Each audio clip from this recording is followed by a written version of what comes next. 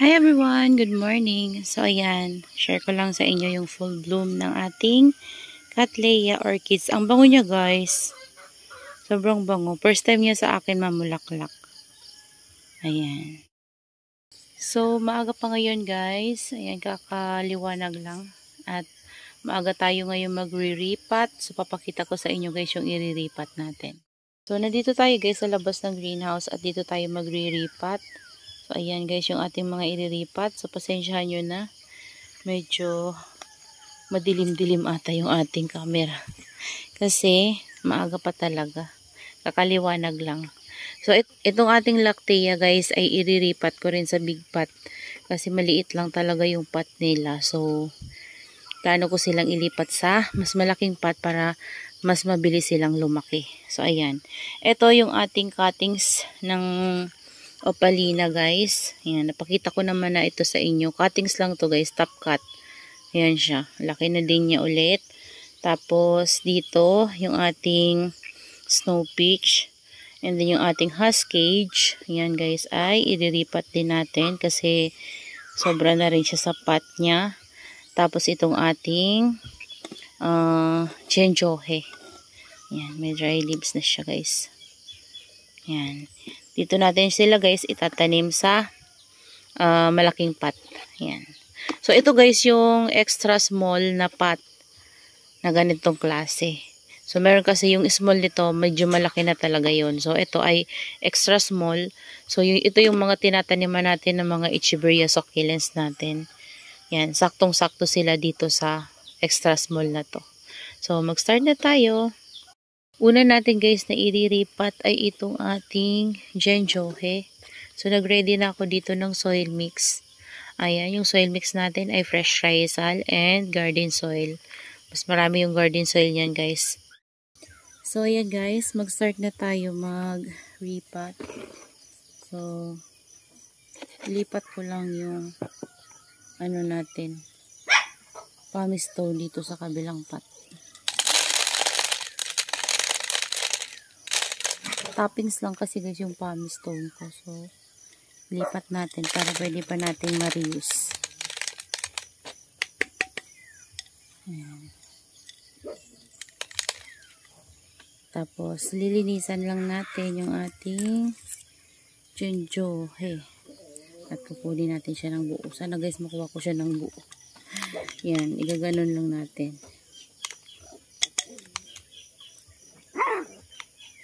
Ayan, grabe guys, mga matigas.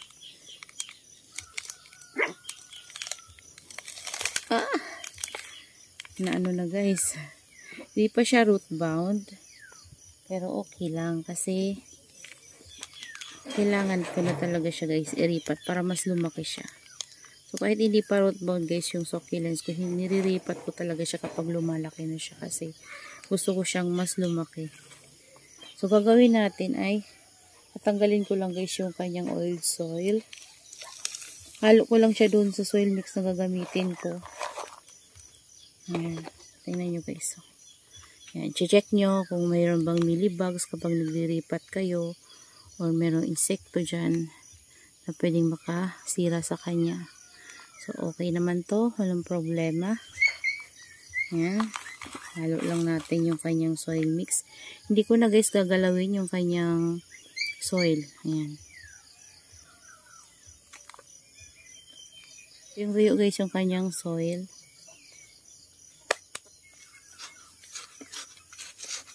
Mag-a-add lang tayo guys ng soil mix na gamit natin ngayon. So yung soil nito guys ay yung yung mga sinala ko to na galing dun sa sinunugan ko guys. Yung naging ash na tapos nabasa siya. Tapos ayun, sinala ko siya, may kasama na tong garden soil na pino din kasi sinala ko din yung garden soil guys. So itong garden soil na gamit ko ngayon, mga buo-buo pa kasi hindi na ako nagsala. Kasi kung sasalain ko pa guys, mas matrabaho. So ganyan lang, buo lang siya. Ito kasi guys, sinala ko to kasi mayroong mga mga uling. Kaya sinala ko siya. Itong garden soil na gamit natin okay naman to, wala naman tong mga uling. So pure talaga siya na garden soil kasi doon ko to kinuha sa ginagawang bahay namin. Ayan. Oh guys, yan na. Malapit na tayo matapos. Dito ko guys sa labas, di pa nga ako nakapagwalis kasi nga maaga pa. So maaga ako mag-repot para later. Mailagay ko na sila dun sa area nila. Hindi pa masyadong mainit, makapag-rearrange na ako guys. Ngayon ko lang to nagawa kasi busy din. Yan, nagbuto pa tayo guys. Ayan. Kumusta naman po yung butuhan dyan sa inyo? Ayan na oh. Yung ating genjohe. Hahabol yan guys doon sa isang genjohe natin. Kasi yung maliit lang yung dati. Lumaki na lang talaga siya dito sa atin. Yung nakaganito natin guys sa genjohe. Freebie lang yun sa akin ni Ma'am Nida before. So saka na ako guys maglalagay ng toppings pag meron na tayong pumice stone. So yan na guys yung ating genjohe. So next natin guys ay si snow peach. Ayan. Diba? Lipat din natin siya para lumaki siya.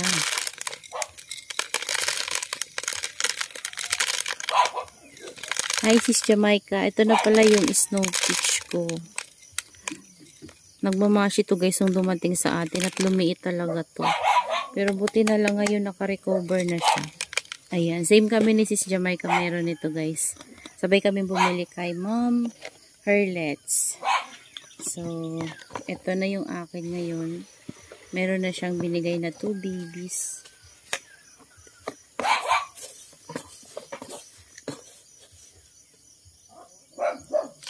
Ayan. Lagay lang tayo guys na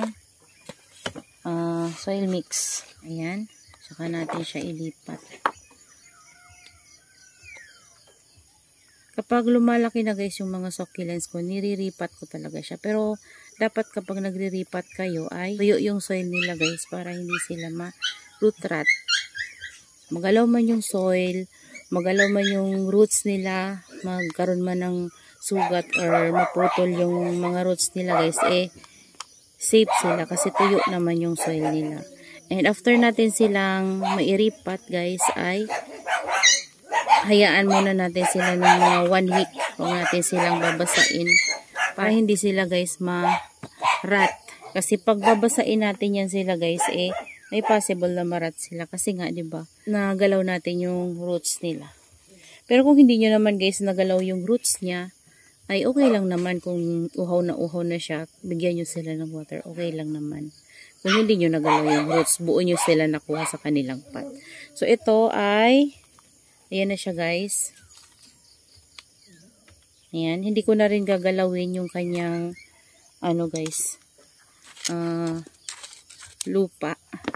At yung kanyang roots para hindi siya manibago sa kanyang bagong pot. Ayan. Hindi na siya maninibago kasi hindi natin ginalaw yung kanyang roots. So, ang gagawin natin ay mag-a-add na lang tayo ng bago nating soil mix. Ayan.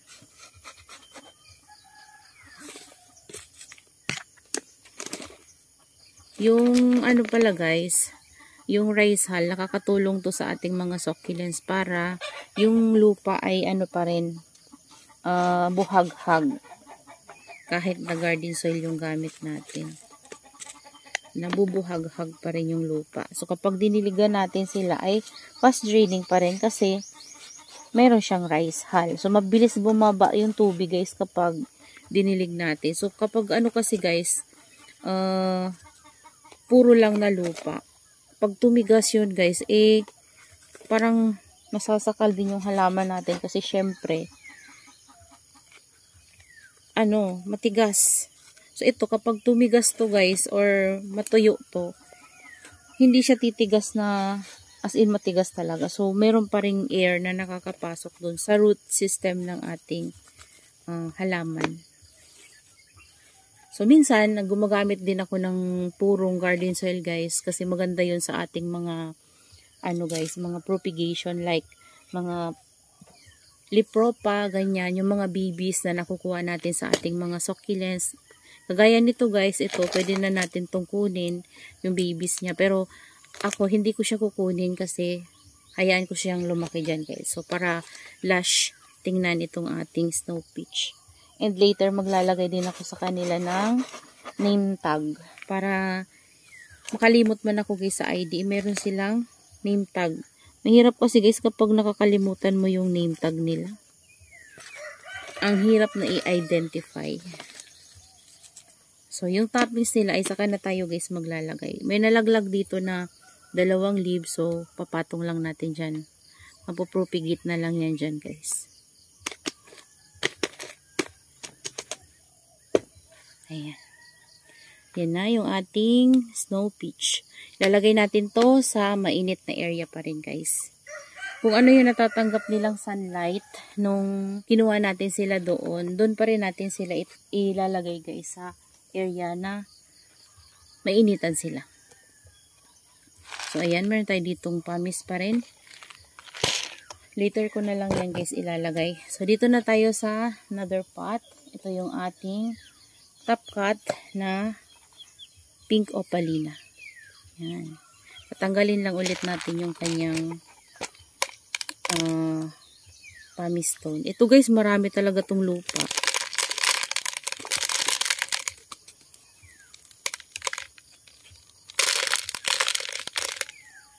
Ayan. Ayan, maglalagay lang tayo ng soil mix dito sa ating bagong pot. Ayan guys. Tatanggalin na natin to dito sa kanyang pot. So, nawalan ako ng pot dati. Ito lang yung available natin. Pwede nating magawa ng paraan kung saan siya pwedeng mailagay. So, dahil nga may hook itong ating pot, dito ko siya naisip na itanim para maisabit ko guys. Kasi wala na talagang space.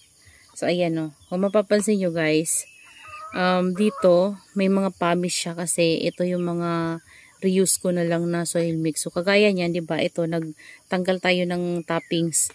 May time na pag nagre-repot ako guys, tinatamad ako magtanggal ng toppings. So, hinahalo ko siya sa soil mix ko.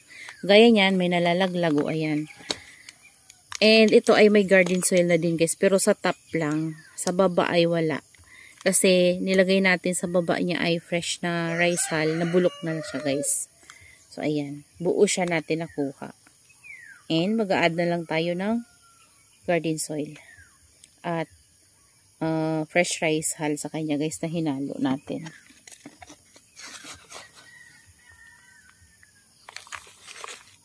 Ayan. Diba guys? Kapag nabulok naman yan guys na fresh na rice hull na yan magiging mas mataba yung lupa natin. So, kahit hindi na tayo maglagay ng fertilizer sa ating mga succulents ay pwede na din guys. Pero kapag napapansin yung namamayat talaga ang inyong mga succulents or hindi hiyang sa kanilang soil mix guys, try nyo gumamit ng ibang soil mix or maglagay kayo ng fertilizer sa kanya. Kung naglagay kayo guys ng fertilizer sa kanya, tas hindi naman talaga siya nagbabago or walang improvement, walang progress sa kanyang growth, pwede nyo siya guys iripat na. Baka sa soil mix yan. So itong tinuturo ko sa inyong soil mix na gamit ko guys, ay ito ay nag-work sa atin. So may possible na hindi to mag-work sa inyo, may possible din na pwede mag-work sa inyo. So hindi naman kasi tayo pare-pareho. So ito ay experiment ko lang din before. Ayan. And may nakapagsabi din sa akin before guys na maganda sa succulents yung garden soil. So kaya nag-try ako nun guys. And syempre, kailangan natin i-observe kung okay ba sa succulents natin. So nating mag-experiment din. Para makuha natin yung kiliti ng ating mga succulents. Kasi kapag hindi natin guys sinubukan yung ibang way ng pag-aalaga ng succulents, susunod lang tayo sa mga kung ano yung napapanood natin walang mangyayari guys kung hindi natin sila mabubuhay. Kasi mahirap talaga guys buhayin itong mga Echeveria succulents. Lalo itong mga Echeveria succulents guys. Yung mga grapto ay medyo okay lang talaga sila. Mabait sila dito sa atin. Pero yung mga Echeveria succulents medyo mahirap talaga sila guys. Ayan o. Sea Huskage. So kapag ganito, lilinisan lang natin sila guys. Tanggalan natin ng dry leaves. So ito may dry leaves siya. Tanggalan natin. Kasi favorite yan guys. Puntahan ng mealybugs. Tsaka ito na rin yung time para malinisan natin sila. Kasi kapag nakatanim na sila guys ay siksika na yung mga leaves nila. Hindi na natin sila matanggalan or malinisan. Ayan. Si Huskage. Para siyang Monroe. Kamukha niya si Monroe.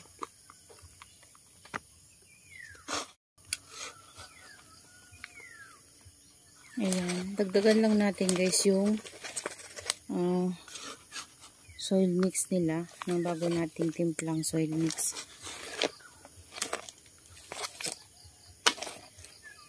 Isin lang natin.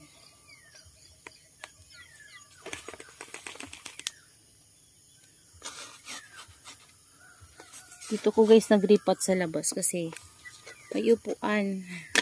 Nandito tayo sa upuan. So, doon kasi kayo sa loob ng greenhouse, masikip. Tapos, walang upuan doon. So, nakakapagod. Kapagod nang walang upuan. Gaganyan nyo lang guys. So, para masiksik sila.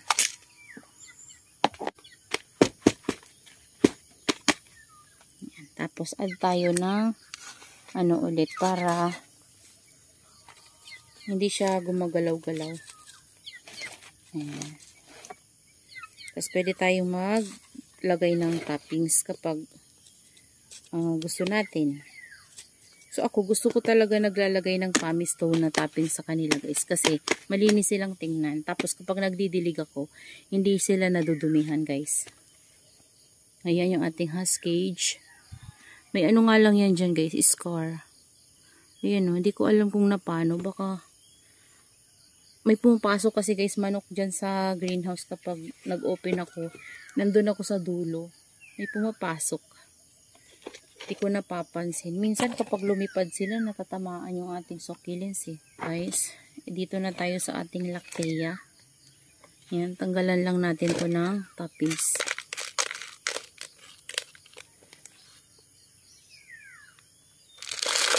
Ingat lang ako dito guys sa lactea kasi ano to? May tinik dito banda oh. Yung kanyang guys, dinikitan, may tinik. So, ingat tayo kasi masakit yan makatusok. So, ayan. Shout out pala kay Sis Emerald. So, hi sis. So, ito yung ating lactea. Iriripat natin. So, sabi niya kasi sa akin mag-ano daw ako ng care tips ng ating gymno tsaka ng lactea kasi plano niyang mag-alaga. So, ito sis ay iriripat ko. So, ito ay first time ko lang din mag-alaga ng ganitong grafted na lactea. Tsaka ito first time ko lang magkaroon nito. So, ang mayroon talaga ako nito yung green tsaka yung white ghost. Pero yun naman ay hindi sila grafted. Mabait yun sa akin. Yan, kasi yung ating white ghost, kahit na kinakat ko siya guys, tas itatanim ko, nabubuhay ko talaga siya. Pati yung crested na green na lactea, kahit yung nila guys, straight form nila, mabait yun sa akin. Ito hindi ko pa natatry kung mabait kasi syempre hindi naman pare-pareho sila guys. Mabait kasi syempre, kasi hybrid na itong mga ito. So, ito ay red. So, red to. Pero kapag lumaki ito sa akin guys, magta-try ako mag-propagate nito para ma-share ko rin sa inyo kung okay ba siya kuhanan ng cuttings. Kasi yung iba, alam ko na medyo nahirapan sila sa pag-propagate ng lactea. Kasi nabubulok daw. So, kapag ganon, kung magpo-propagate kayo ng lactea, i-air dry nyo muna guys after yung makat para hindi kayo mamatayan. So ayan, kailangan na talaga nito guys i-repat kasi tingnan nyo root bound na siya. Ayan no. Sobra na yung roots niya sa kanyang pot. Ayan. Lalagay natin to dito. Kailangan natin siguro mag-add ng kunting soil para tumaas lang yung kanyang soil guys. Ayan. Ayan. Tapos saka tayo mag-add. Paikot. So ito sis emerald. Mabait naman ito. Ayan. Kasi after ko siyang itanim, after 1 week, diniligan ko na rin siya ng paunti-unti. So ayan, may roots na siya ngayon. Marami na siyang roots. Root bound na nga. Sobra na yung roots niya. Mabait lang naman kasi itong mga lactea, pero hindi ko lang ma-sure kung itong red tsaka yung green na bago sa atin guys ay ganun din kabait nung green at saka nung white ghost. Kasi yun mabait yun sa akin, naka rain or shine pa nga guys yung akin. So yung ko guys, white ghost ko ay nilagay ko yun sa loob, pero nilabas ko na naman siya ngayon. Nandun na siya guys sa katabi ng ng green lactea natin sa rain or shine. Kasi para hindi na ako nagdidilig, tapos doon mainitan sila ng maayos guys. So kailangan kasi nila ng init din para makita natin yung color nila. So kapag kulang sila guys sa sunlight, namumutla din sila, nawawala yung color nila, nagiging green. Ayan. So ito, ayan siya guys. Ayan, dito na siya sa natin. Extra small na pot. Same sa ating mga succulents na Echeveria. So, ito kapag mga ilang months na ulit, ililipat ko na siya sa mas bigger ulit na pot para mas lumaki siya guys.